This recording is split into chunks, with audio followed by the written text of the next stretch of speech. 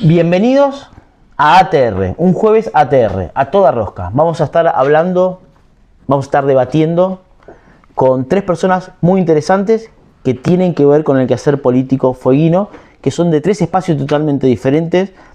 Vamos a hablar con Francisco Silabec, representante del Partido Radical. Vamos a hablar con Valeria Sánchez, que es representante de alguna manera del libertarismo acá en la provincia de Tierra del Fuego. Y vamos a hablar con Emiliano Parodi, que representa a Principios y Valores acá en la provincia de Tierra del Fuego. Hola, ¿cómo están?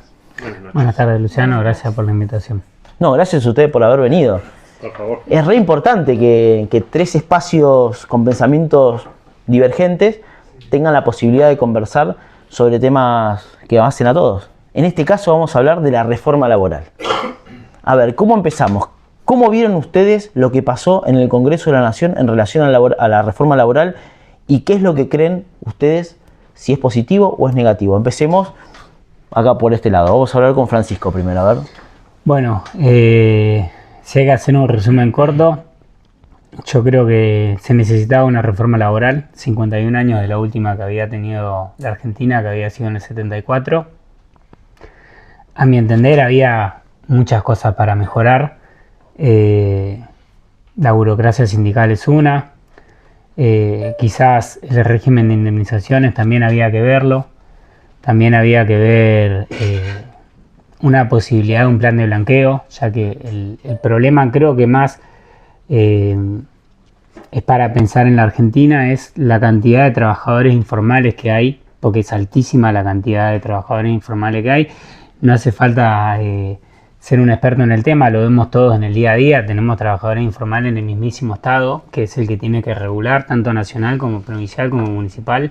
Se ve en el Poder Judicial, se ve en el Poder Legislativo. Es una cosa que el Estado es totalmente cómplice de la precarización laboral.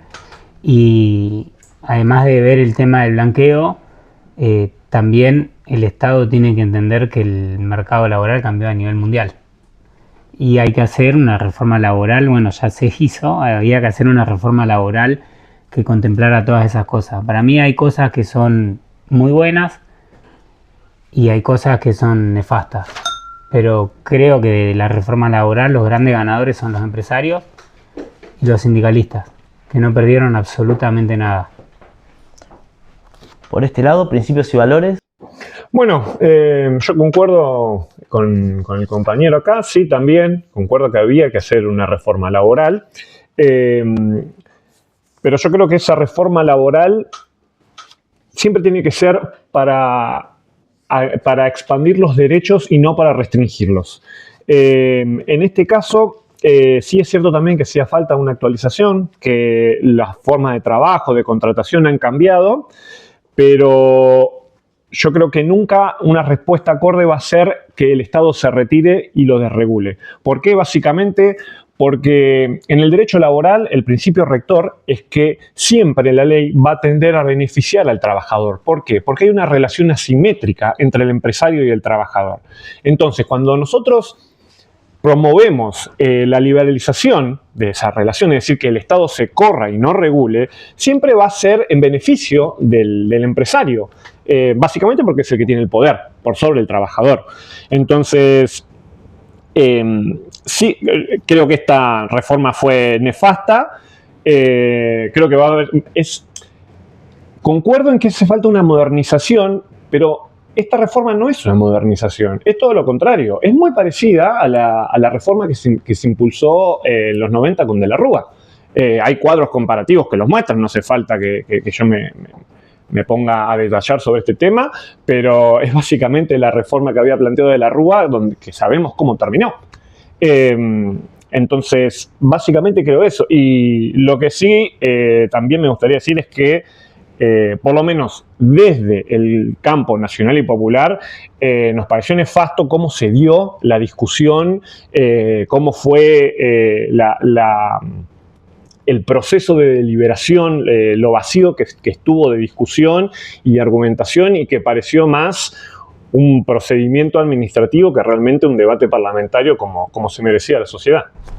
Valeria, ¿cuál es tu opinión al respecto? Bueno, yo comparto de que en la actualidad hay mucha informalidad, o sea, mucho trabajo en negro, eso lo comparto con el compañero, pero hacía falta de que el sistema cambie, porque anteriormente era muy rígido y por ende mucha gente quedaba fuera.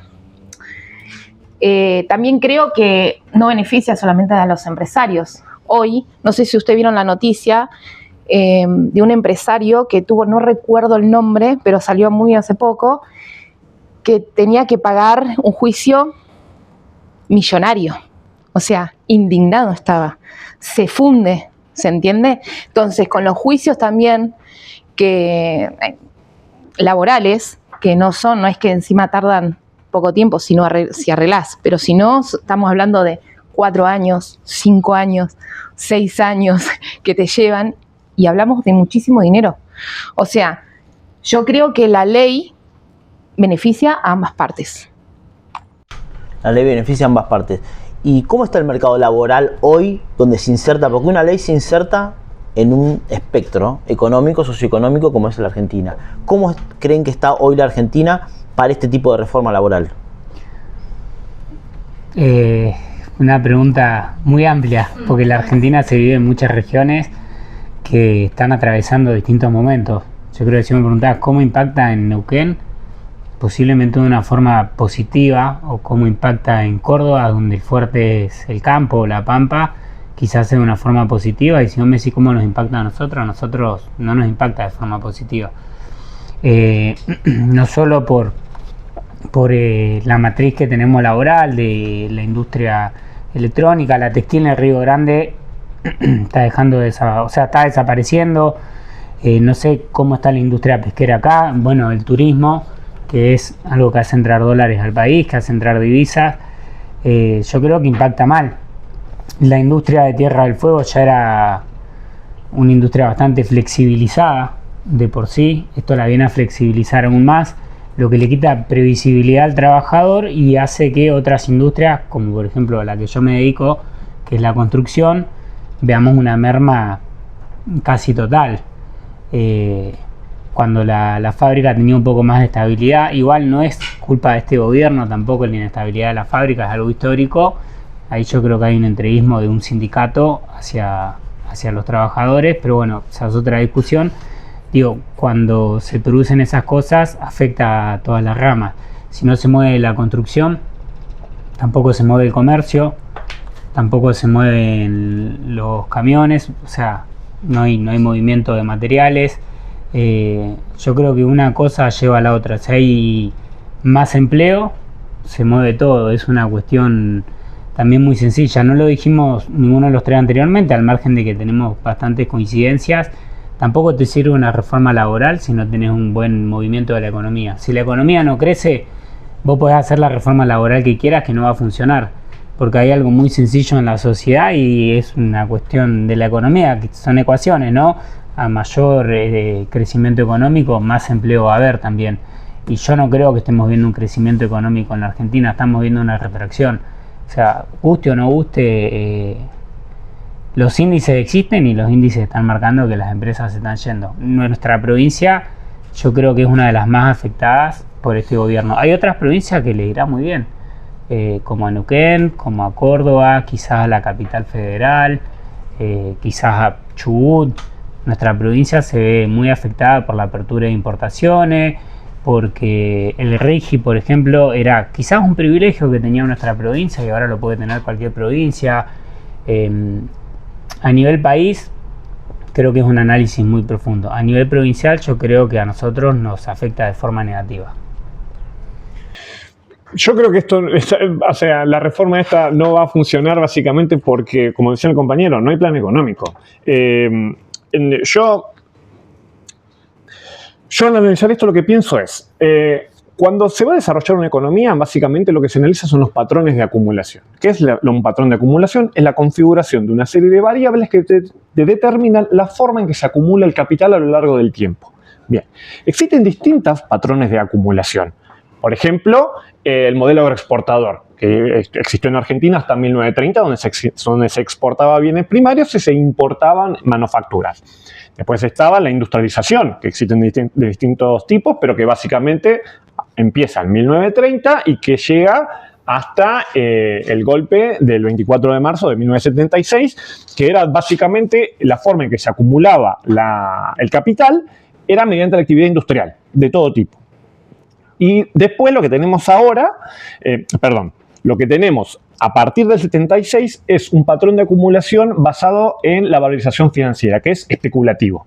Entonces, el mayor problema que creo que tiene esta gestión es que o no tiene un patrón de acumulación bien definido, o ese patrón de acumulación es una mezcla entre valorización financiera y reprimarización de la economía. Y eso nunca va a funcionar. No porque lo diga yo, que soy un erudito, sino porque ya en 1950, un antiperonista y un inglés, imagínense lo difícil que es para un peronista reconocer eso, ya analizaron este fenómeno del deterioro en los términos del intercambio, donde justamente lo que midieron era aquellos países que vendían manufacturas y aquellos que vendían bienes primarios, cómo era la relación de ese intercambio. Y lo que se dieron cuenta es que a lo largo, a medida que pasaba el tiempo, el valor de las manufacturas se mantenía mucho más estable que el de los bienes primarios. Entonces, un país que se dedique exclusivamente a la producción de bienes primarios nunca va a poder mantener el comercio con un país productor de bienes industriales,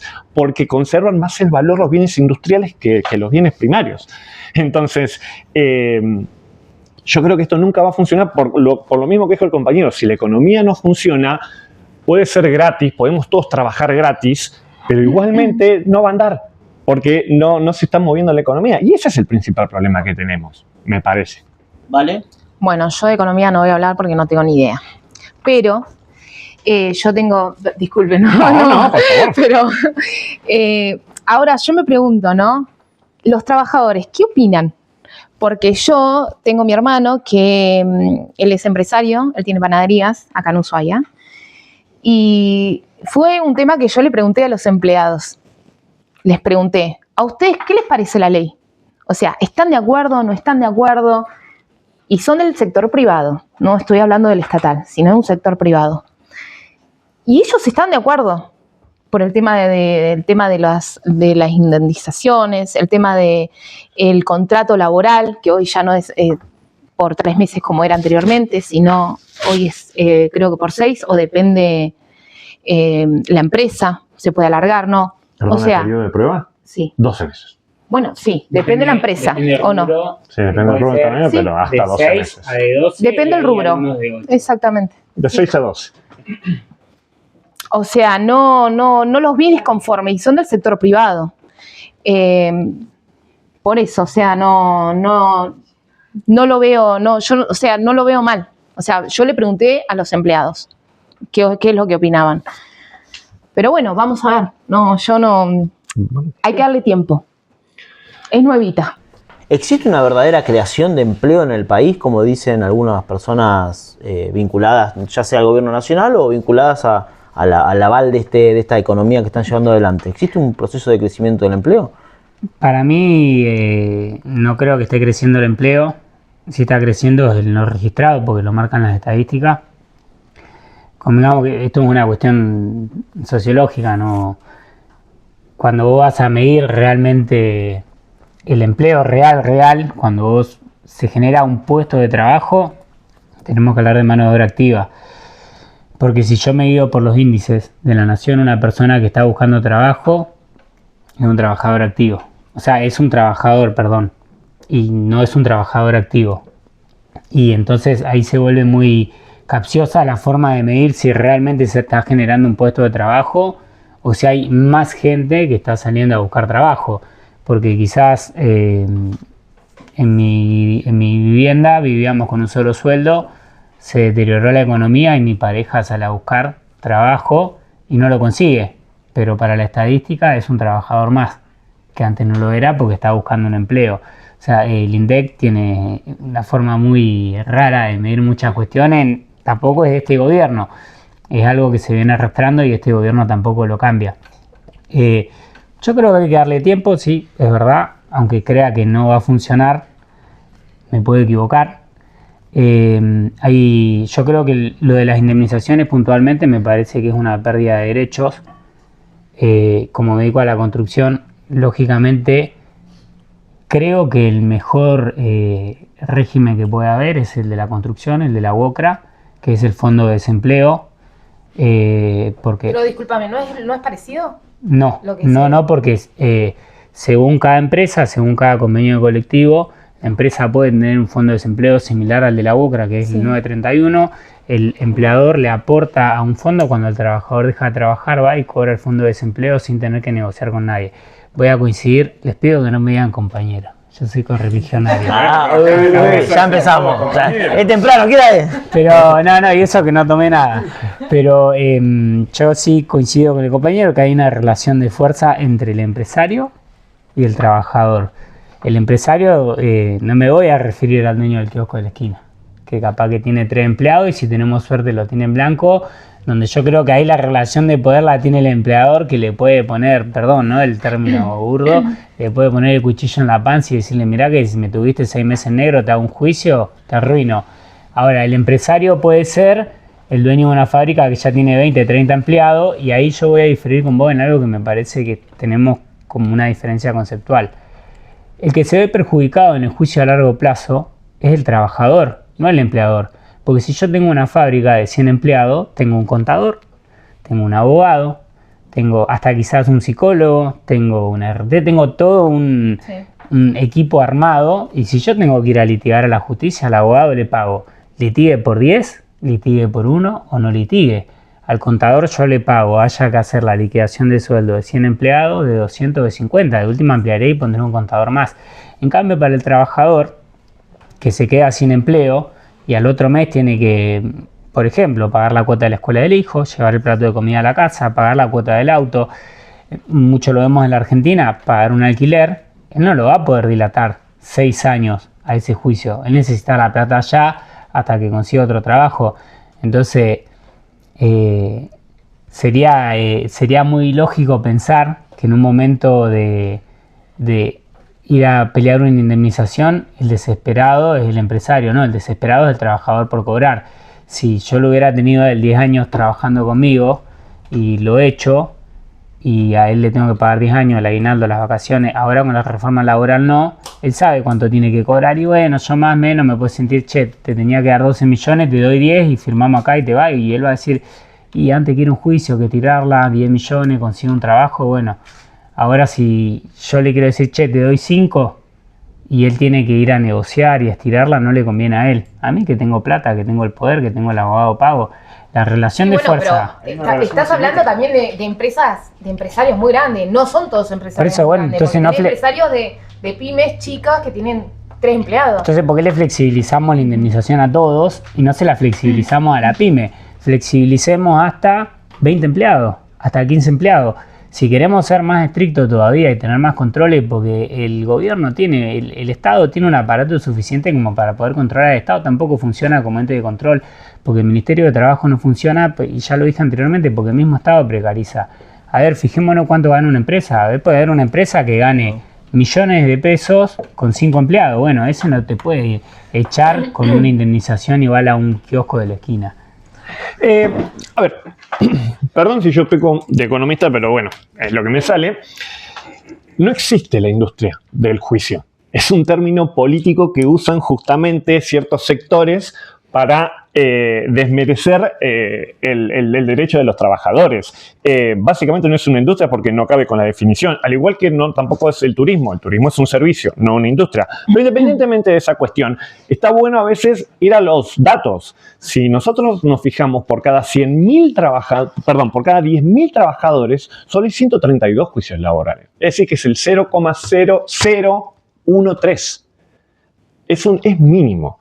Es mínimo lo que representa. La mayor cantidad de juicios que hay de tipo laboral son por alimentos de los chicos. O sea, no tiene nada que ver con la relación laboral per se entre el empresario y el trabajador. También está esta idea errada de que si uno es dueño, digamos, de la personería jurídica, por decirlo así, es un empresario. Y no todo el que es dueño es empresario per se. ¿Por qué? Uno es empresario realmente cuando no necesita trabajar para que el negocio funcione. Si vos tenés que ir y laburar y trabajar y poner el lomo para que tu empresa labure, vos sos un trabajador también. Sí, obvio. Entonces, y hay que reconocer estas cosas. Al igual que reconozco que para la UOCRA tiene sentido el sistema del fondo de desempleo por cómo es la dinámica del trabajo. Los trabajadores de la construcción justamente trabajan por obras, es decir, tienen un objetivo concreto por un tiempo determinado. No se pueden quedar el tiempo que quieran haciendo un edificio y lo van cambiando y haciendo como quieren. No, este es el edificio, este es el plano aprobado, tenés que hacer esto y tenés tanto tiempo. ¡Pumba! Listo. Entonces, es algo que vos ya sabés que va a pasar. Ahora, la gente que trabaja en un comercio, que no tiene esa dinámica, sino que es constante, ese recambio no es tan común de los trabajadores. Y no es que va a pasar un tiempo donde vos, yo ya sé que dentro de tanto tiempo me voy a quedar sin trabajo. Entonces, bueno, yo voy buscando. No, uno, que aparte que es, de vuelta, es un principio del derecho laboral, siempre se busca la continuidad de la relación laboral. Siempre. Siempre la ley va a preferir que exista una relación laboral a largo plazo y no determinada a un tiempo finito. Entonces, esta cuestión esta reforma lo que hace es poner en igualdad de condiciones a todos y justamente tanto a la multinacional que emplea un montón de gente, como decís, como de pronto tal vez al tipo que simplemente es, no sé, que es un profesional y que lleva adelante un comercio también con empleados. Eso lo tenemos que diferenciar y obviamente que no es lo mismo. Pero justamente hay que ir las peras con las peras, las manzanas con las manzanas. No empezar a mezclar todo y decimos, bueno, tenemos una ensalada de fruta y es para todo igual, porque ahí es donde se generan los grandes desbalances y las injusticias, obviamente. ¿Quién las termina pagando? De vuelta, como decía acá el colega, el que la termina pagando siempre son los trabajadores. ¿Vale? Sigo sosteniendo que hay que darle tiempo. No, el empleo no crece por un decreto, sino cuando baja el riesgo para el empresario, ¿no? También baja el riesgo para contratar. Perdón, vos sos empresario, sí, ¿verdad? Yo tengo una empresa constructora. O sea, vos tenés una empresa constructora. Yo tengo que ser, según vos, ¿no? Porque yo sigo yendo a laburar todos los días. Bien. No me estoy de lo mando en Nueva York, pero sigo laburando todos los días. Cuando baja el riesgo de contratar. Yo creo que cuando baja el riesgo de contratar, vos vas a contratar más. Yo como me dedico a la construcción es mucho más sencillo. Pero la verdad que también me dedico a un trabajo más en la Patagonia, que tiene un periodo donde vos trabajás. Vos ya sabés que fines de abril empieza la veda invernal y si no tenías una obra donde estás terminando una casa por dentro, donde si tenés que tirar hormigón ya está, se patea para septiembre. Es un régimen que aplica muy bien aparte de esta provincia. Yo creo que ya no hay excusa acá para que no haya inversión. El riesgo país está en un mínimo histórico. Ya se hizo la flexibilización laboral, ya se acomodaron las tarifas. ¿Qué más tenemos que resignar? O sea, ya todo lo que teníamos para resignar los trabajadores lo resignamos. Yo valoro el superávit fiscal, valoro todo. Bueno, ¿y cuándo nos toca a nosotros? ¿Existe superávit fiscal? Bueno, ¿existe superávit fiscal? El primario sí. El tema es claro, porque cuando hablamos de superávit gemelos, en realidad es el superávit comercial y el superávit fiscal, es decir, son dos superávits distintos.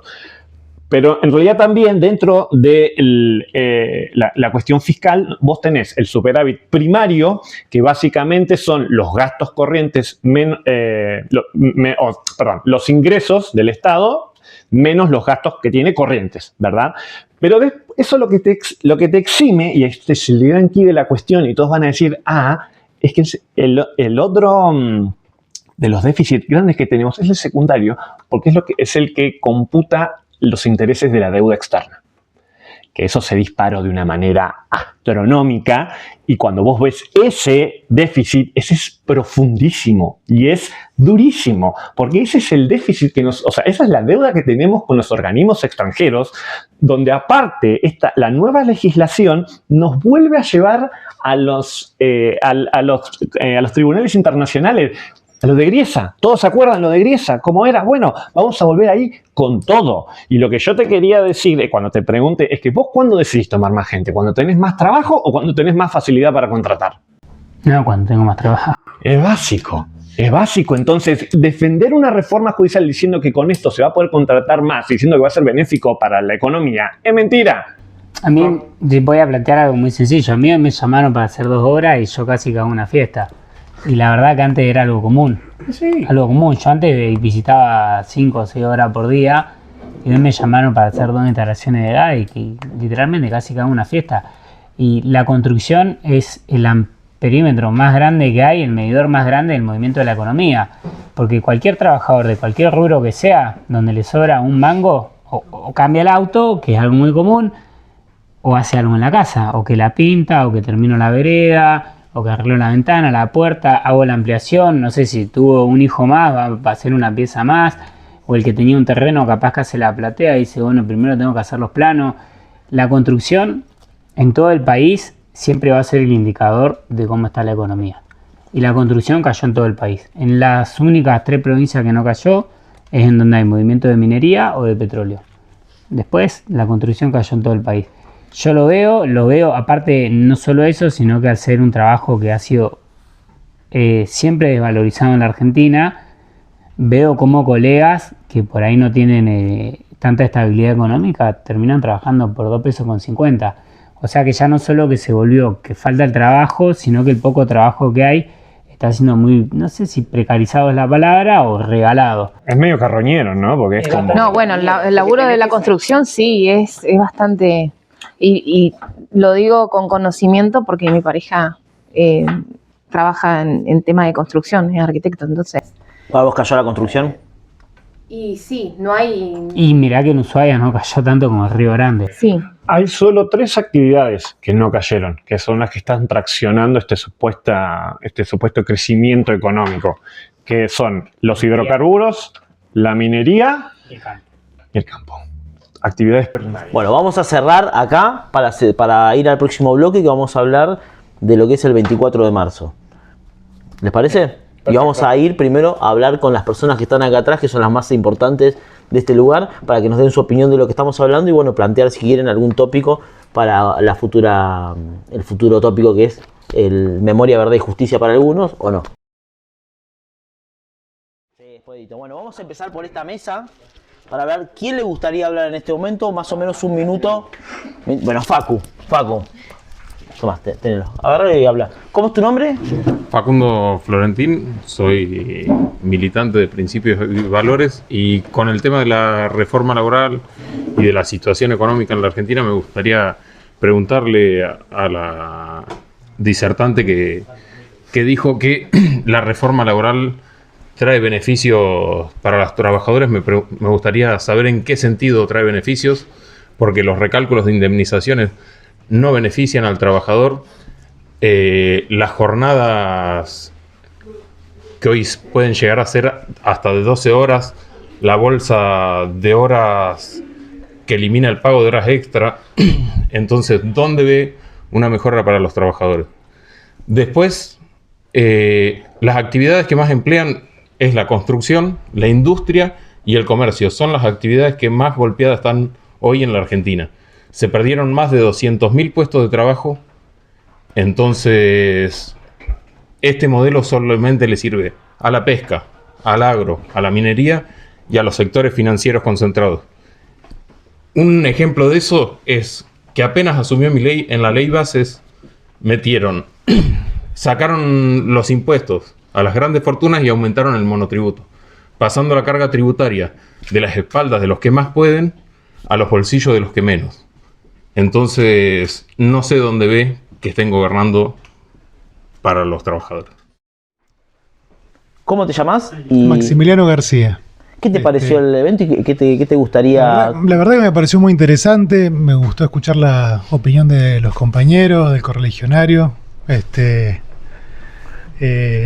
cosas interesantes para aportar. Yo, la opinión que tengo que dar sobre la reforma laboral es que básicamente fue una reforma hecha y pensada para la casta que este gobierno decía que iba a atacar, porque generalmente los ganadores van a ser las grandes empresas, que ya sabemos, ya lo dijeron todos, y obviamente la casta de algunos gremios que todavía siguieron manteniendo los beneficios que tuvieron históricamente. O sea, tampoco salió de libertad al trabajador en algunos puntos que yo creo que era fundamental cambiarlo, en lo que tiene que ver con algunas relaciones que son prácticamente de tenerlos cooptados de alguna forma, donde en lugares donde no se da una renovación que se tiene que dar, que algunos sectores ya vienen planteando hace rato dentro de lo que es el sindicalismo argentino.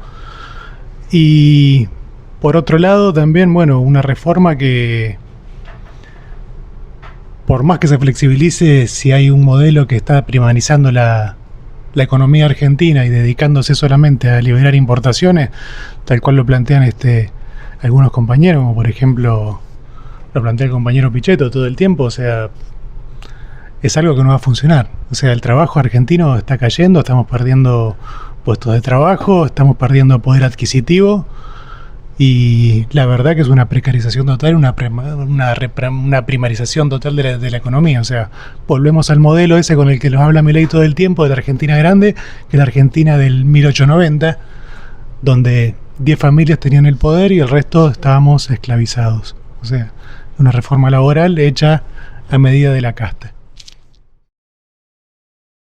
Sí, buenas noches. Mi nombre es Richard Caballero, y muy así breve, como por encima de la mesa, simplemente decir que en realidad no me parece correcto que se desestime o se diga que no existe la industria del juicio, cuando que sabemos muy bien que lo que se eliminó, por ejemplo, cuando se dice o escuchamos que, o se ha escuchado, o se ha dicho tantas veces de que Javier viene por tu indemnización, por ejemplo, sabemos que la indemnización no desaparece, sino que justamente lo que se eliminó es lo que se busca eliminar es el sistema de multas multiplicatorias, que es lo que ocasionaba que un juicio por 1 millón, de repente, por medio de la logística y burocracia y todo lo que conlleva en cuanto a tasas de juicios y la remuneración para el abogado, se terminaba extendiendo hasta 10 millones, y todos sabemos que no es lo mismo percibir un 20% de 1 millón a percibir el 20% de 10 millones en conceptos de honorarios. Entonces, de repente, hoy por hoy, poder contar con un sistema más rápido y poder contar con este sistema de fondo de desempleo, donde el trabajador ya no tiene que estar dependiendo de que si una empresa entra o no entra de repente en quiebra, sino que su dinero va a estar igual. Y con respecto al tema de que ya no hay excusas para invertir en la provincia, yo pienso que todo esto que se está tratando va de la mano también de lograr entender que Tierra del Fuego no es simplemente una provincia más. Simplemente me parece que, cierro con esto, que sí, para mí la ley es buena, la reforma es buena, sino que simplemente, como decía mi amiga, es cuestión de darle tiempo. Y los puntos que tocaba recién, para poder entender si verdaderamente vale la pena o no invertir en la provincia, hay que empezar también a ver qué es lo que está pasando con el puerto, que lo tenemos como si fuera que está operando en el siglo XX, donde tenemos grúas que para nada son modernas, tenemos un flete que es extremadamente caro, y tenemos una logística totalmente lenta, y todo eso se traduce en inflación en las góndolas. Entonces, por ahí es como que hay que empezar a poner un poco la mirada también. Muchas gracias. Bueno, vamos a arrancar con el segundo bloque de este programa, A Toda Rosca, acá en Cava del Fin del Mundo, con la visita de Francisco, con la visita de acá del Magíster Parodi, con Valeria, y vamos a hablar de algo muy interesante que tiene que ver con la memoria, que tiene que ver con la verdad y con la justicia, o no, que tiene que ver con el 24 de marzo. Antes de empezar con este tema tan complejo, quiero mandarle un saludo a Birras del Fuego, que nos dio la posibilidad de en este momento hidratar a muchas de las personas que están acá, incluyéndome. Muy rica, en este caso estoy probando una birra ahumada, una roja ahumada, exquisita, que se llama Tierra de Humos, muy recomendada. Bueno, vamos a hablar de este tema que es muy importante, y vamos a empezar por una pregunta, de vuelta respetando también este círculo que estamos haciendo. ¿Fueron 30.000? Empezaste con la pregunta que yo te dije. Es una pregunta muy complicada, da para mucho debate. Yo no me voy a detener en un número. Soy radical. El radicalismo hizo lo que tenía que hacer en ese momento, en el 83, con la vuelta de la democracia. Creo que no hubo ninguna persona ni a cargo del Ejecutivo ni en este país que haya hecho un mejor trabajo que el que hizo Alfonsín al formar la CONADEP, al hacer el juicio a las juntas. Me parece que fue lo más serio que se hizo. Me parece muy bien que 30 años después, 20 y pico años después, el kirchnerismo haya reactivado los juicios a la Junta. No me voy a sentar a debatir un número, porque lo que importa es si hubo o no hubo terrorismo de Estado, si se hizo justicia o no se hizo justicia, si hubo condena o no hubo condena. Me parece que lo importante es debatir cuántos nietos volvieron a aparecer, si los seguimos buscando. Me parece importante decir, che, seguimos buscando cuerpos desaparecidos como los que aparecieron en La Perla, en Córdoba, el otro día. No me voy a poner a debatir un número porque yo soy un militante radical desde que soy muy niño y valoro mucho el trabajo de la CONADEP, y hice un número y quizá las abuelas de Plaza de Mayo dicen otro número y es totalmente válido también. No me voy a detener en un número, me voy a poner en una cuestión técnica, decir, el Estado es quien tiene el monopolio de la violencia. Y el Estado ejerció violencia sobre los civiles, de una forma fuera de la ley. Entonces es terrorismo de Estado. También, como soy radical, comparto que la CONADEP no solo investigó a la dictadura, sino que investigó antes. Y tampoco voy a caer en una teoría de los dos demonios, porque yo no puedo poner a la misma altura a los militares, a las fuerzas del ejército, a la armada, a la fuerza aérea, a la misma altura de guerrilleros, si lo queremos llamar. Quizá me parece guerrilleros es decirlo un montón, pero yo no puedo poner a Firmenich a la misma altura que lo pongo a Macera, porque uno fue jefe de una de las tres fuerzas del ejército, de las fuerzas armadas, y el otro fue un revolucionario, si lo queremos decir. Que a los dos le cae una condena por parte del Estado, sí. Yo voy a sostener, a mi entender, el 24 de marzo es una fecha donde hay un golpe cívico-militar. Me parece que lo que había antes era malo, pero era democracia, mal que mal, era elegido por el pueblo, un gobierno malísimo, malísimo. El tercer gobierno de Perón es malísimo en todos los aspectos, en lo humano, en lo económico con el Rodrigazo, muy violento, tiempos muy convulsionados, no solo hacia la oposición, sino hacia el mismo oficialismo, porque el que se percibía peronista más tirado hacia la izquierda también fue perseguido, y el que se percibía peronista más tirado a la derecha, como el caso de Rucci, lo llenaron de agujeros, perdón que lo diga así. Y después tenés gente que era muy buena para la sociedad argentina, como el caso de Agustín Tosco, que muere en la clandestinidad, y hay casos de radicales como Amaya, que también fue una época muy convulsionada en la Argentina, muy violenta, y como todas las épocas que son violentas y confusas, si la sociedad no lo sabe procesar, termina con algo más violento, y lo estamos viviendo ahora, sin violencia física, sin violencia con las Fuerzas Armadas, pero donde hubo una gran grieta y un discurso violento fue el que ponderó y el que el pueblo eligió. Te lo respondo en sencillo, no importa si fueron 30, si fueron 12, si fueron 15 o si fueron 8. Lo que nosotros tenemos que pensar es que el terrorismo de Estado no tiene que existir, y que hay un Estado que tiene que controlar a quién se reprime, a quién no, a quién se juzga, a quién no, y primero entender que todos somos humanos y tenemos el derecho a gozar de un juicio y de un proceso judicial y ser condenados, y para esa condena no cabe una picana eléctrica, ni una tortura, ni una fosa común. Lo que cabe es la prisión, la perpetua, 10 años, o lo que sea según el delito que se comete. Bueno, en mi caso, yo creo que es necesario marcar el número de los 30.000, no porque sea una cuestión meramente nominal que tengamos que mantener, sino justamente por la clandestinidad y el conocimiento que se tiene sobre el tema.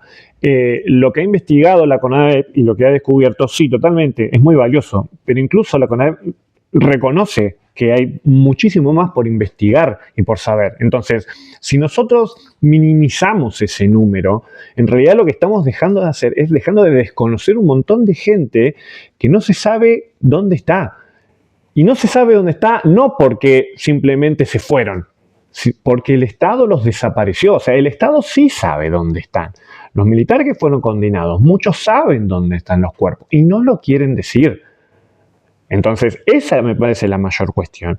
También comparto la cuestión de los dos demonios, es una paparruchada, porque en el golpe este que fue cívico, militar y eclesiástico, no solamente intentó contener a los movimientos insurgentes nacionales, sino que tenía el objetivo de disciplinar a toda la sociedad argentina. Porque justamente no fue solamente que se atacaron a estas cuestiones que estaban en contra a estas personas, perdón, que estaban en contra del gobierno, sino a todo aquel que discrepara con el gobierno, independientemente de lo que sea. Por eso hay tantas víctimas que son civiles, que no tenían absolutamente nada que ver. Hay algo que no se conoce, que es la responsabilidad empresaria en los delitos de lesa humanidad. Hay muchas empresas muy grandes, como por ejemplo Ford o Mercedes, que tenían centros de detención y tortura clandestinos dentro de las fábricas. Esperaban a que lleguen los trabajadores para desaparecerlos, para torturarlos y secuestrarlos. Incluso los mismos militares reconocen en los últimos años que no podían confiar en los informes que le daban las empresas porque sabían que no eran personas que no eran subversivos los que delataban, sino que eran trabajadores que se querían sacar de encima. Y así un montón de gente que no tenía absolutamente nada que ver políticamente, que simplemente era un estorbo para ese proceso de disciplinamiento de la sociedad. Entonces, recapitulando, el número es importante porque si no dejamos de reconocer un montón de gente que no está y lo minimizamos. Y segundo, que no tenemos que aceptar más en ningún lado esta teoría de los dos demonios, porque no eran dos bandos que se estaban peleando. Uno era la organización estatal junto con sectores concentrados de la economía y de la iglesia que buscaron disciplinar a la sociedad en su conjunto. ¿Vale? Bueno, yo opino que para mí es un día muy triste. El número, bueno, también, así sea 1, así sea 30, es totalmente violento.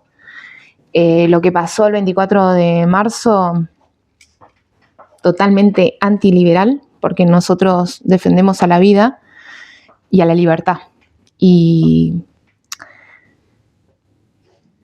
hubo torturas, hubo secuestros, hubo muertes, personas que totalmente decidían si vivías, si morías, o te condenaban por decir o hacer.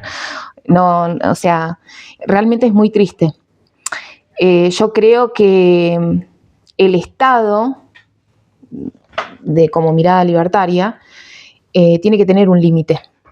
Esto sucede cuando el Estado no tiene límites.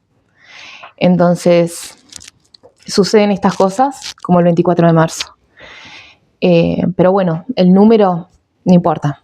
Haya sido 1, haya sido 30, haya sido 20, es totalmente violento y lo condeno. Yo totalmente condeno ese momento. Sí. Bueno, uno de los planteos que se hace, porque te dicen, bueno, no fueron 30.000, y la otra parte que pregunto, ¿eran inocentes? Esa le te pregunto, ¿eran inocentes? Yo ahí vuelvo a lo de que cada ciudadano tiene que gozar de un debido proceso. Yo no soy abogado, pero si vos no sos inocente, no, la respuesta a eso no es una tortura, una fosa común. La solución a eso es un juicio, un debido proceso, el derecho a una defensa, y se supone que hay un sistema penitenciario que es para reinstitucionalizar a la gente. Todos esos sistemas funcionan muy mal en la Argentina, y mientras peor funcionen, más violenta se vuelve una sociedad. ¿Qué sería ser inocente? Porque cuando uno hace la pregunta ¿son inocentes?, pareciera que si uno dice no son inocentes, es como, bueno, sí está bien entonces que esté muerto. No funciona así la justicia. No funciona así la justicia, porque si uno comete un delito, hay un código penal que estipula cuál es la condena. Y yo creo que si uno lee todo el código penal, en ningún lado dice la condena es a que te picanen, a que le cambien la identidad a tu hijo si tenías uno, o a que tus padres vayan a un juzgado y pregunten dónde está mi hijo y digan, no, la verdad señora, no sabemos dónde está, no tiene identidad, ni muerto ni vivo. Eso no es una respuesta. La respuesta sería decir, señora, su hijo cometió un delito, cometió un acto terrorista, atentó contra la patria, no sé, hizo explotar un cuartel de la policía, el delito que sea será la cadena perpetua, será como 10 años, si fue homicidio culposo, si fue premeditado, eso lo va a estipular la justicia. No es que nosotros nos subimos a... ya no sería un Falcon, habría que ver cuál sería el auto que ocuparía el lugar del Falcon en este siglo XXI, ojalá nunca más vuelva a pasar. Subimos 3 pibes que son peronistas o radicales o capaz que comunistas también, porque se ha perseguido de todos los partidos políticos. O cualquiera que estaba pasando. Y los desaparecemos y listo, ya está. No funciona así. Por algo hay un sistema judicial y por algo nuestra constitución reza que tenemos los 3 poderes, el legislativo, el ejecutivo y el judicial. El judicial es el que decide si una persona es inocente o no. No lo puedo decidir yo como jefe del Estado. Por ejemplo, Videla no lo podría haber dicho si alguien era inocente o no. Ni Macera, ni Altieri, ni nadie. Es mucho más amplio también el análisis porque además de la persecución, de la desaparición de personas, la dictadura también cometió otras cosas, ¿no? Como la apertura de importaciones, que es algo que se ha dado, no empezó con la dictadura, estuvo antes. Sí, eso lo vamos a abordar porque ahora también hay una idea de que está de moda decir de que un gobierno, que me guste o no guste, es como la dictadura. Eso también es un tema que vamos a abordar ahora. Y que no está bueno tampoco, porque no es que si no me gusta algo lo comparo con la dictadura.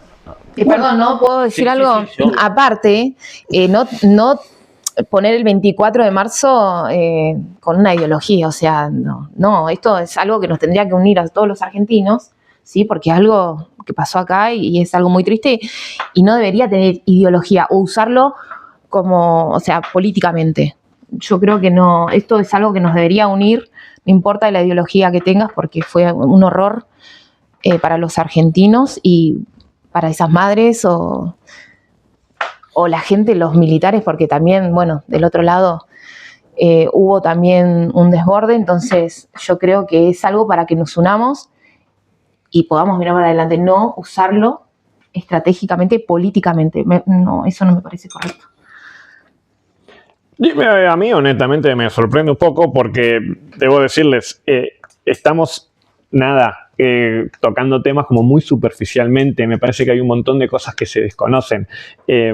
Por ejemplo, justamente, que yo profundizo en este tema, el rol que tuvieron los grupos económicos dentro del plan de exterminio del gobierno. Digamos, esa fue una pata fundamental también para ese disciplinamiento, porque justamente es lo que ayudó desde la economía también. O sea, no solamente era el miedo de salir a la calle, sino también el hecho de no poder comer. Y me llama la atención lo que planteaba recién Borg, porque hace poco incluso es muy popular un video que salió justamente cuando asume Martínez de Oz en ese gobierno de facto como ministro de Economía, planteando los puntos que iba a hacer su política económica, y es igual a la actual. Es igual a la de Milei, son calcados los anuncios. Entonces, sí, obviamente, tenemos que recordar y tener presente en la memoria el rol que tuvieron las Fuerzas Armadas, pero no podemos ignorar ni a los sectores civiles, tanto económicos como políticos, porque también hubieron partidos políticos que apoyaron a la dictadura, ni tampoco al rol que cumplieron los funcionarios eclesiásticos. Entonces, me parece que es mucho más que simplemente lo que hicieron los militares, porque no eran los únicos, no estaban solos. Y como les digo de vuelta, incluso los militares se dieron cuenta que peor que ellos eran los propios empresarios los que querían desaparecer gente. Porque de vuelta, esto no era una cuestión política partidaria, sino que era un disciplinamiento entero de la sociedad y en todos los ámbitos. Entonces, por eso es tan importante. Y yo honestamente, yo no creo que se use de manera proselitista el 24 de marzo. Yo estoy en la comisión actualmente que va a llevar adelante el acto que se va a hacer este 24 de marzo acá, y en la mesa éramos de todos los sectores. Había gente, peronistas, socialistas, gente de partidos, si quieren llamarlo de derecha, que bueno, no me quiero meter ahí, pero de distintos sectores, sindicalistas, asociaciones, de todo. Vos decís de que, por ejemplo, de que el modelo actual, modelo político económico actual, usó los votos cuando antes usaron las botas, por ejemplo, para hacer exactamente lo mismo. Sí, es una buena analogía. Es una buena analogía. Pero básicamente, más que la forma en que se llegó, que bueno, está bien, cambió y es loable decir que por lo menos son las botas y no, perdón, que son los votos y no las botas, pero no tenemos que perder el foco, que es la política y el modelo económico que se está intentando implementar, que es la valorización financiera, que es de vuelta, que pongamos como principales actividades económicas a las actividades primarias y a la especulación financiera, porque de esa manera es el peor terrorismo que se ejerce. ¿Vale? ¿Vos qué pensás? ¿Pensás de que lo que vinieron a hacer con los votos, con el gobierno actual, es lo mismo que quisieron hacer con las botas el anterior gobierno de facto? No, para nada. Para nada. Ya vuelvo a repetir, nosotros defendemos la vida, la propiedad y la libertad, sobre todo. Porque para nosotros el ser humano es soberano. O sea, no creo, no, para mí no es así. ¿Vos qué opinás? Yo creo que antes de lo de las botas y votos, yo creo que sí se le dio un uso político al 24 de marzo y eso le hizo muy mal a la Argentina. ¿Quién? No, el kirchnerismo le dio un uso político. Creo que le hizo muy mal a la Argentina porque volvimos para atrás a la hora de discutir muchas cosas. Creo que sí me parece bien lo que hizo el kirchnerismo es enseñarle a toda una juventud que venía que había habido un terrorismo de Estado. Eso lo comparto. Y después se le dio un uso político que a mí no me parece, y creo que el kirchnerismo denostó mucho la figura de Alfonsín. Me parece el momento donde más se denota la figura de Alfonsín es cuando Kirchner dice que nunca nadie había hecho nada contra los militares. Salió de la boca de Néstor Kirchner faltándole totalmente respeto a Alfonsín. Y esos son gestos políticos, por lo tanto es darle un uso político. Yo no quiero hacer el revisionismo de la historia, pero en 1983 se postula Alfonsín con Víctor Martínez y la otra lista era Luder. Luder había sido ministro de Isabel Perón y él había firmado decreto de exterminio y fue un tipo que en su campaña prometió la amnistía hacia los militares. La autoamnistía que se firmaron los militares, Luder dijo que le iba a respetar. Y Alfonsín en todo momento en la campaña dijo que a los militares los iban a enjuiciar. Y guste o no guste, hay un solo partido en este país que no formó parte de la CONADEP y fue el Partido Justicialista. Y toda la burocracia sindical más rancia de este país, que es toda del PJ, a ninguno desapareció, y ninguno tuvo ningún problema. Los más rancios del peronismo, que son los que hoy en día siguen estando a la cabeza de los sindicatos, que son los mismos que cuando se votó esta reforma laboral nefasta, priorizaron sus privilegios, siguen estando ahí. Esos son los mismos que entregan a los trabajadores, que entregan a todos, que no tienen ni Dios, ni patria, ni bandera. Son la burocracia sindical del pueblo argentino, que son los que se sientan con lo de la azucarera Ledesma, con Ford, con Honda, con Toyota, con los de la Anónima. Son los sindicalistas del peronismo, que son la derecha peronista, que es el peronismo original, podríamos decirlo. Y se le dio un uso político y a mí esa discusión me toca a mi fibra militante. Porque si hay algo que me molesta es que se le falta el respeto a Alfonsín. Porque nadie en este país, y perdón, porque hay señoritas en la mesa, tuvo las pelotas que tuvo Alfonsín para enjuiciar a los militares cuando las papas quemaban. Y se bancó los alzamientos militares y el peronismo donde estaba. Y después vino Menem, que a la postre podríamos decir que Menem fue uno de los pocos peronistas que estuvo preso en la dictadura militar. Qué contradictorio, ¿no? A Menem lo mandan a Formosa y fue uno de los pocos peronistas presos en la dictadura militar. Firmó los indultos y todo el peronismo se cayó la boca. Y vivimos los 90 gobernados por el peronismo y todos se callaron la boca menos Cafiero. Los Kirchner se callaron la boca en el peronismo, se callaron la boca con los indultos, se callaron la boca con las privatizaciones. El único que levantó la voz fue Cafiero, que pierde las elecciones en el 99 contra De la Rúa. Y en el 2003, con mucha suerte, Kirchner gana las elecciones porque Menem se baja con una posición dividida con la crisis del 2001, que De la Rúa fue un cagón y no supo gestionar las cosas, y él vio en los derechos humanos una forma de hacer una gran política. Y bien por Néstor, porque la verdad que fue un gran político. Yo no lo comparto, pero es un tipo que la tenía clarísima en lo político, un 10, el Maradona de cómo construir, de cómo destruir los partidos políticos y cómo dividir y reinar. La verdad que vais para sacarse sombrero, Kirchner. Julio Bárbaro decía que era un constructor. Exactamente, entonces, si alguien le dio un uso político a los derechos humanos fue el señor Néstor Carlos Kirchner, y lo bien que le funcionó, y lo bien que le funcionó, porque bajó un cuadro 30 años después, y hoy en día hay toda una generación que cree que Kirchner condenó a los militares. Y el que agarra y lee un libro y comprende la historia argentina entiende que el que condenó a los militares fue el señor Raúl Ricardo Alfonsín. Y perdón, no lo condenó él, lo condenó la justicia y lo condenó Estracera en un juicio en un debido proceso. Pero Alfonsín fue el que formó la CONADEP con Sábato, con Favaloro y con un montón de intelectuales, donde también estuvo convocado el peronismo y no quiso ser parte. Entonces se le dio un uso político. Y ya creo que esta discusión no vale, porque no suma. Y a mí me dolerá, quizás él tenga su posición y quizás no sea un punto donde nos vamos a encontrar. Busquemos el punto donde nos encontremos y no desvirtuemos qué es lo que realmente le importa a la patria. Hay que tener memoria. Él va a tener la suya, yo voy a tener la mía porque nos educaron de forma distinta, porque leímos distintos libros. Lo importante es que sepamos que el terrorismo de Estado está mal. Y que también mirar para un costado y hacerse el boludo también está mal. Ahora empecemos a tener otras discusiones, porque si yo paro un pibe de 18 años y le digo, che, ¿son 30 o son 12?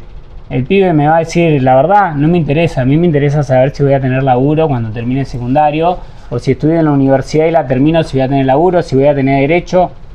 Eso me parece, está buenísima la discusión, intelectualmente está muy buena, pero me parece que no es lo que nos está reclamando la sociedad en este momento. Vos como peronista, ¿qué pensás de esta aseveración? Primero, respecto a la cuestión del uso político de los juicios a la Junta y demás. Justamente vos lo estás reconociendo, Alfonsín también uso político de esta situación. Que no está mal, porque es una cuestión política. Lo que no es una cuestión es proselitista, que es puntualmente del partido. Que hay una diferencia sustancial con eso, porque justamente Alfonsín también usó políticamente, y está bien que se use políticamente, porque también fueron hechos políticos que hay que analizar bajo un marco de teoría política.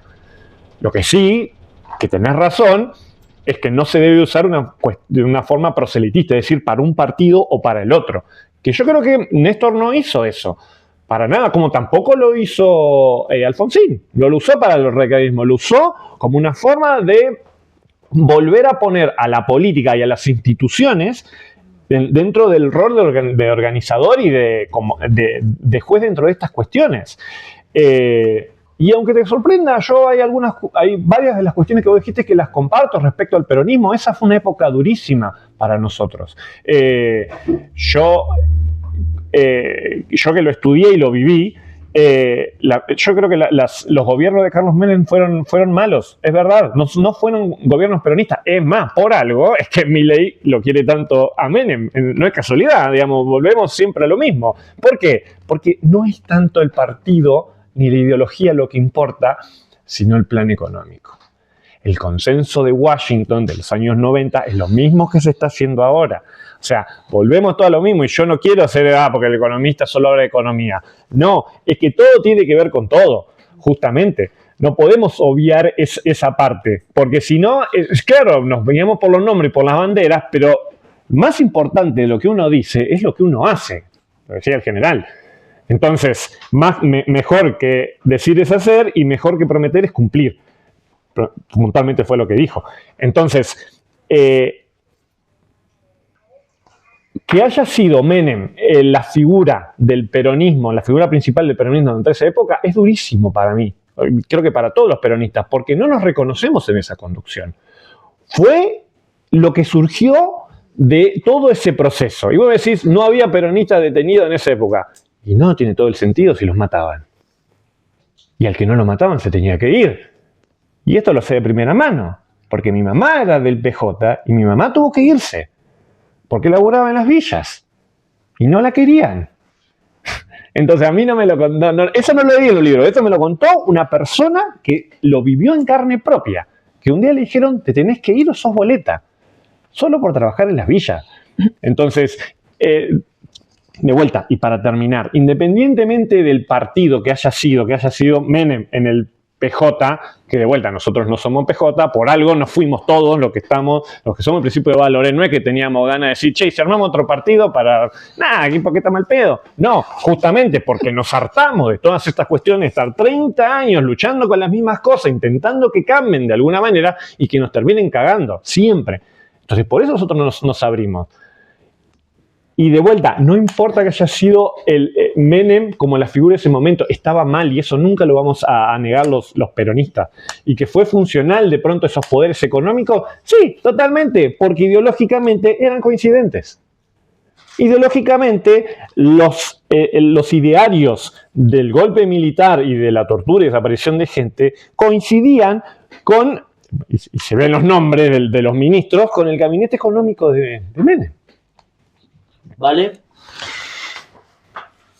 Bueno, la verdad que estoy de acuerdo con acá, el compañero no le voy a decir compañero. Compañera de la mesa, somos compañeros de la mesa. Perdón, no, porque me dijo no, compañero. está bien. Los libertarios tienen un nombre así, porque están los radicales, tienen el correligionario. Compañeros somos todos. No, somos Mira, compañeros.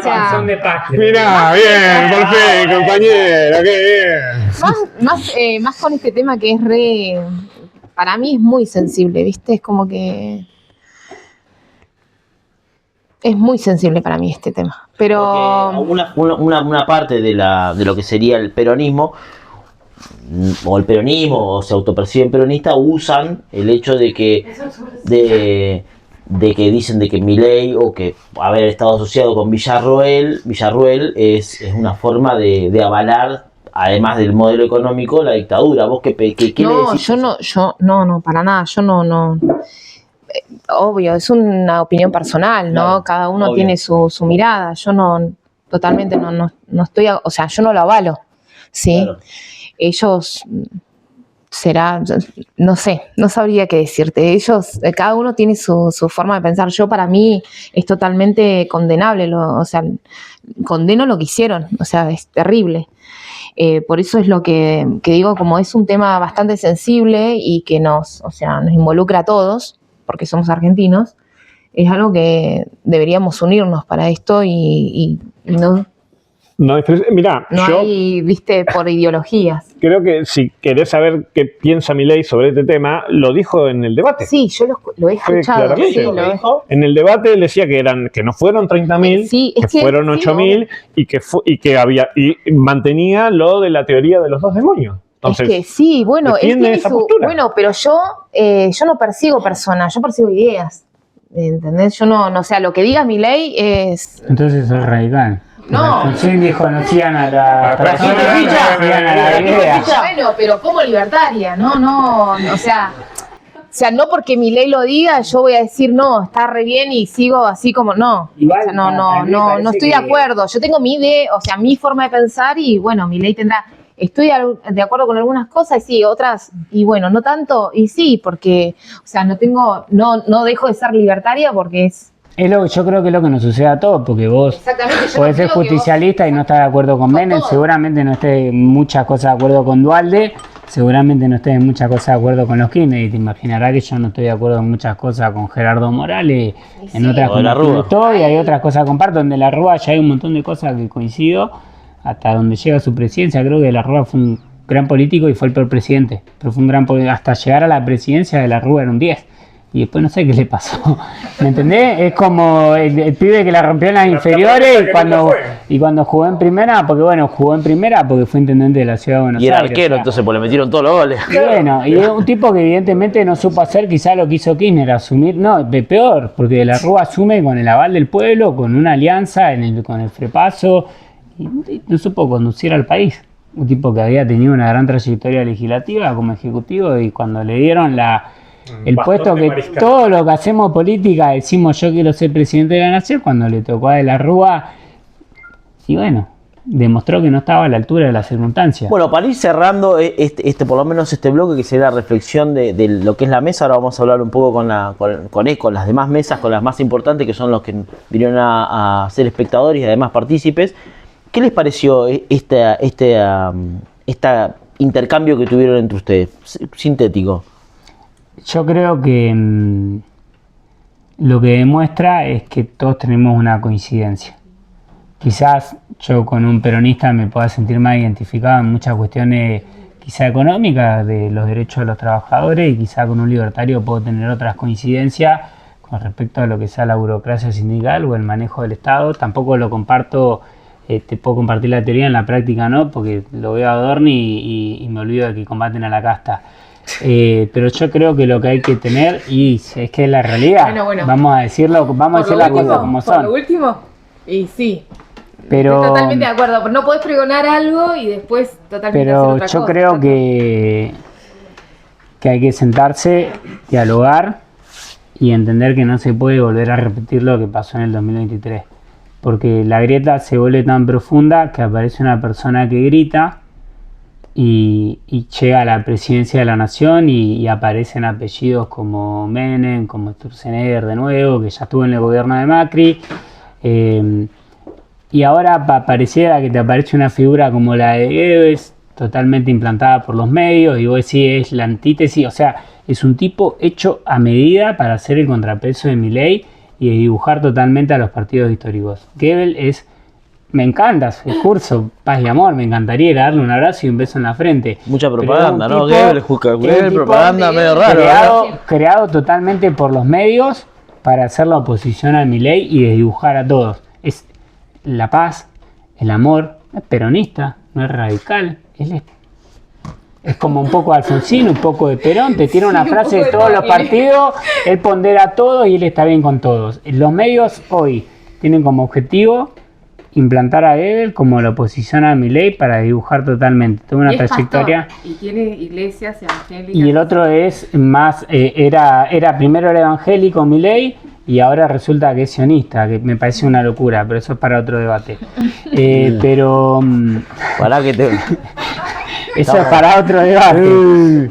Pará que te va. Perdón, Sí. compañero, pero Sí. en la radio. Pero yo Los creo, religionarios. yo creo que hay que reconocer que los partidos tienen una trayectoria. Yo puedo entender que, por ejemplo, él hablaba del tema de la materia prima, de la de 1890, y yo digo, bueno, hubo un partido que en 1890 hizo revoluciones populares, alzó en armas contra un gobierno y fue radicalismo, existió y tiene una doctrina socialdemócrata, cree en la salud pública, en la educación pública. Bueno, después hay gente que ha conducido el partido que se ha desvirtuado, se ha ido más hacia la izquierda, más hacia la derecha, lamentablemente más hacia la derecha de lo que es la línea de nuestro partido. Y en el peronismo sucede lo mismo.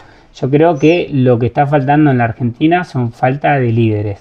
La figura de Cristina se agotó, está súper agotada, la verdad que tiene un piso, tiene un techo, y el techo es cada vez más bajo, y el piso también.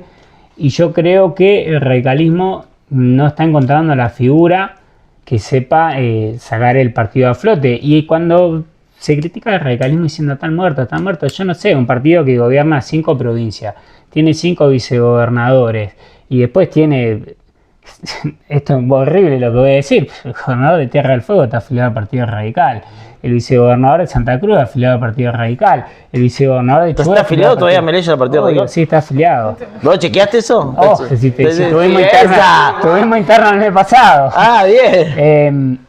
Entonces, ¿qué pasa? El gobernador de Santiago del Estero es el Partido Radical.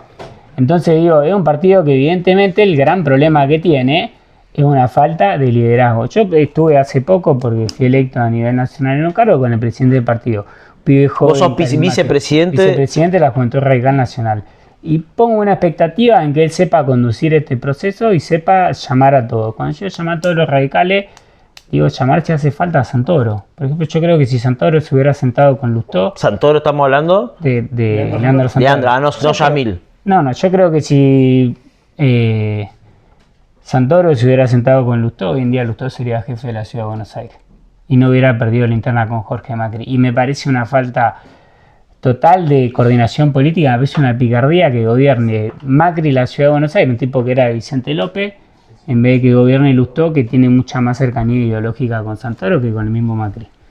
Ya van a aparecer los liderazgos, yo creo que van a aparecer. Y si no aparecen y los partidos no tienen la capacidad, bueno, tendremos que acostumbrarnos a que los nuevos partidos serán conducidos por Milei y por Goebbels. Y tendremos que ver cómo hacemos Y la política. propaganda.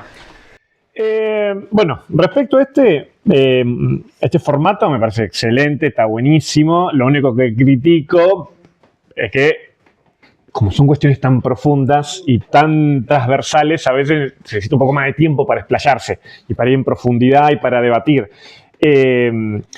Lo que sí me gustaría marcar es que es importante que en estos lugares se den, que hagamos las preguntas que no queremos hacer o que no queremos responder. ¿Por qué? Porque esa es la forma realmente donde progresamos. Porque si simplemente nos ponemos a ver, bueno, ¿en qué punto estamos en común? Así no hay rispideces y salimos todos contentos y felices, no avanzamos como sociedad. Yo creo que limar las asperezas también conlleva discusiones, a veces más fuertes, pero que si se dan dentro del marco del respeto y con el objetivo de mejorar, siempre van a ser bienvenidas. También es cierto que no quiero que todo suene mal, pero hay que tener un conocimiento un poco mayor de los temas que se tratan. Porque, como me decía acá la compañera, no quiero ser malo, pero me decía que ella no sabía nada de economía. Sí, digo, sí. Es normal, el presidente tampoco sabe mucho de economía.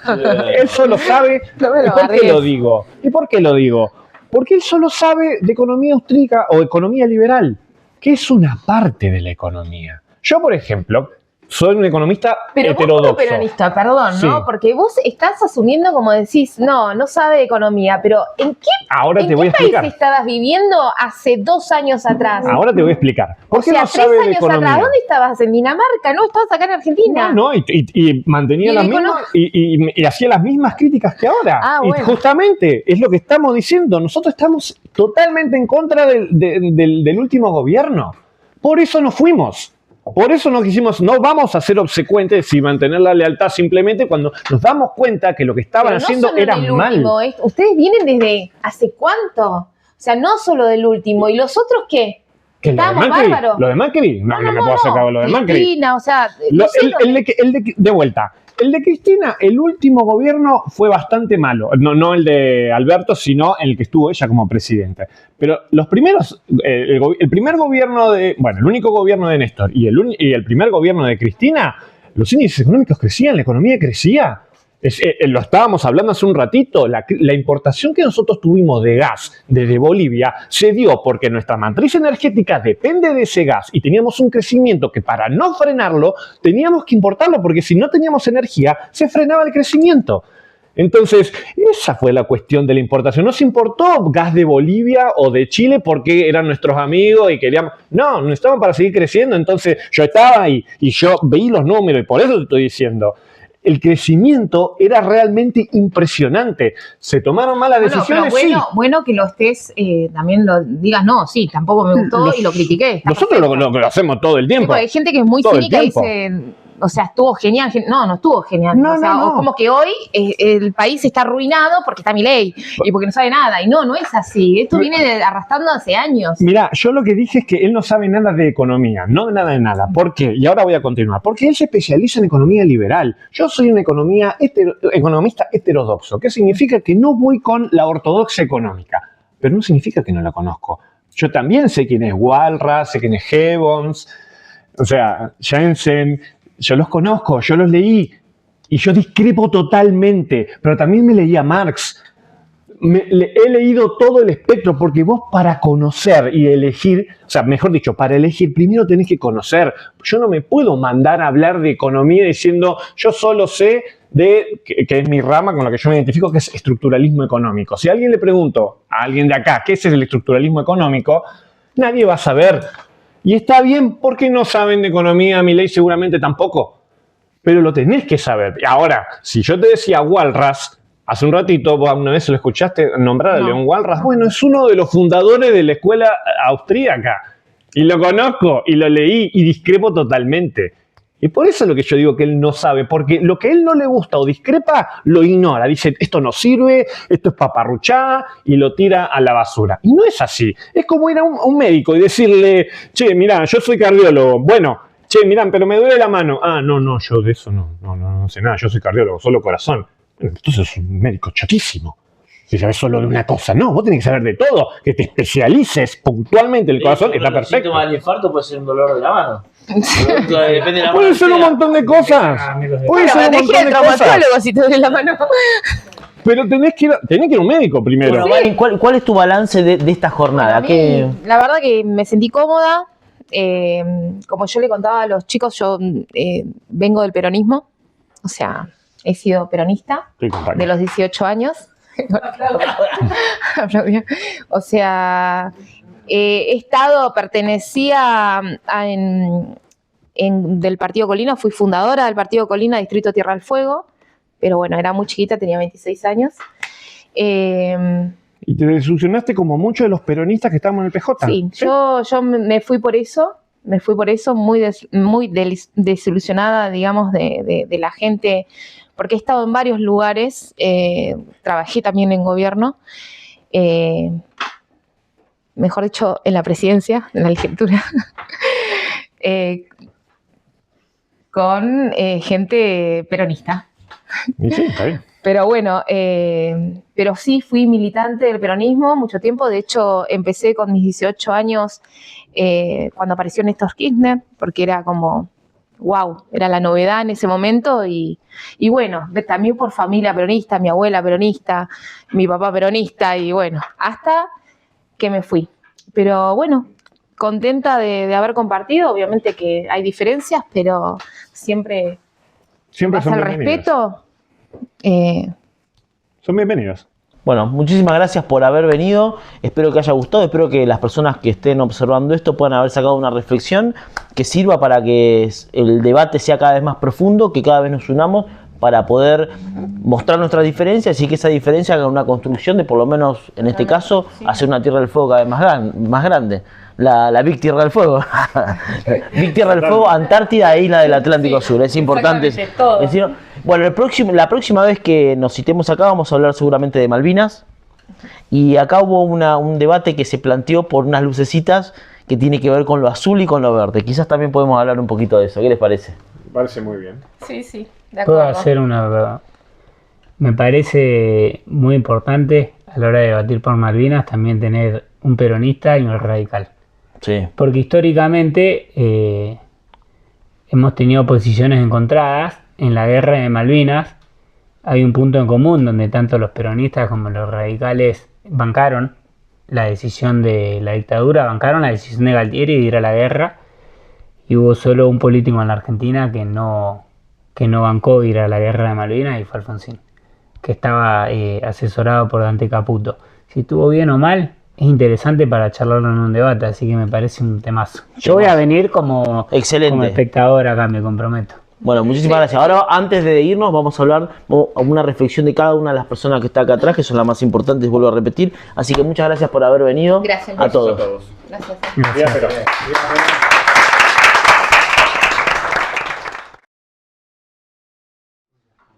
Nombre y bueno, ¿qué te Y gustaría colegio. decir? Nombre, ¿qué te gustaría aportar a este final de ciclo? Bueno, mi nombre es Pablo Badraco, pertenezco también a Principios y Valores. Vinimos a acompañar acá al compañero Emi, que estuvo en el debate. Muy interesante, muy bueno que sean estos espacios.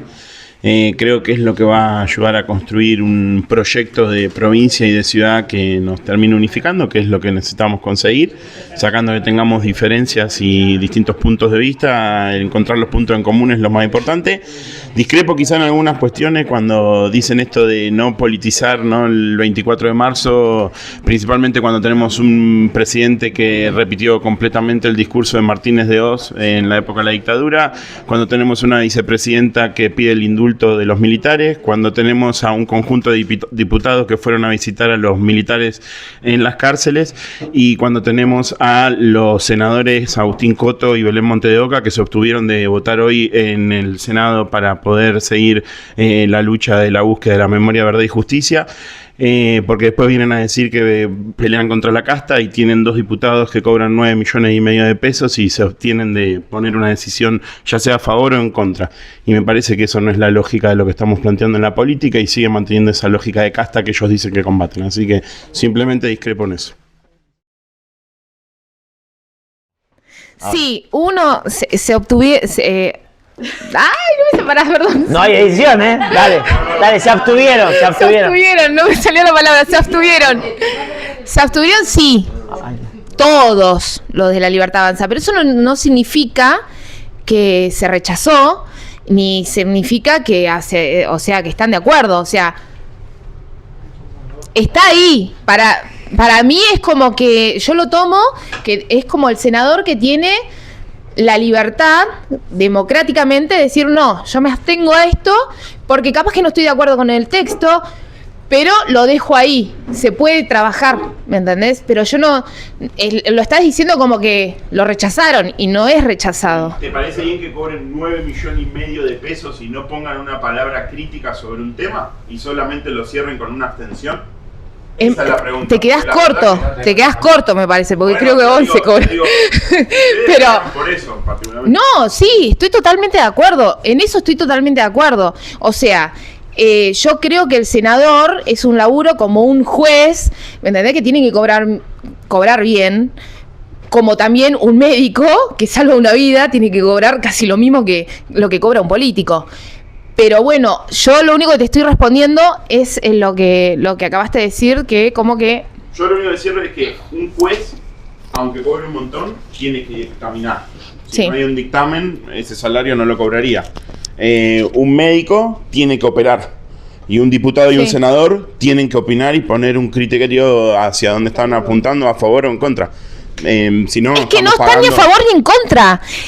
¿Y cómo lo sabemos? ¿Lo escuchamos? No. Bueno, entonces estamos pagando pero un salario está como para que, alguien que bueno, no pone pero contenido. no, es como que lo tomás como, No lo tomo ni con uno ni con el otro, ¿no? No es que no están... Si yo le pago de mi salario a cada uno de ellos, lo mínimo que pretendo es que pongan palabra, porque es nuestro representante, sacando que de La Libertad Avanza es de Tierra del Fuego.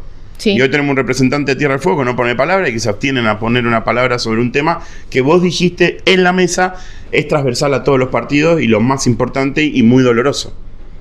Simplemente vos como partido no podés ni siquiera saber lo que dice tu diputado y tu senador. Y me parece injusto para ustedes, a ver, me parece injusto para ustedes también, por Belén y por Agustín Coto, y la verdad no sé por qué no dieron su palabra, la verdad, porque no estoy al lado de ellos y, o sea, soy uno más, como vos acá, pero hay que preguntarle a ellos. Lo único que yo te aclaré es que porque dijeron no es ni un sí ni un no. Yo creo que capaz no están de acuerdo con el texto o quieren poner también del otro lado de La Libertad Avanza, a ver qué. Hay que preguntarle a ellos, a ver qué opinan o cómo arreglar, o sea, lo que vos me estás diciendo, de qué forma que nos iguale a todos y no solo a un sector. A eso me estoy refiriendo, no sé si me hice entender. Sí.